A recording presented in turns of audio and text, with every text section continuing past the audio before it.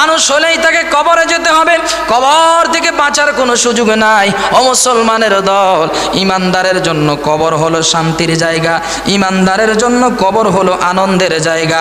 ওয়াহুয়া মাউদুউন নি'মাতি ওয়াল ফারহি ওয়াস সালামাতি ওয়া রাউদাতুম মিন রিয়াজিল জান্নাতি লিল মুমিনিন। ইমানদারের জন্য কবর হলো শান্তি না অশান্তি?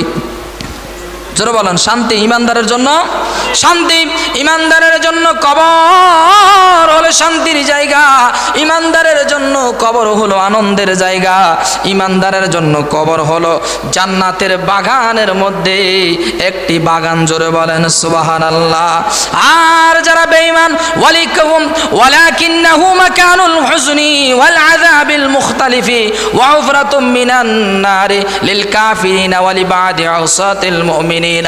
আর যারা কাফের এবং যারা ইমানদার মুমিন কিন্তু তারা গুনাহগার, অত্যাচারকারী,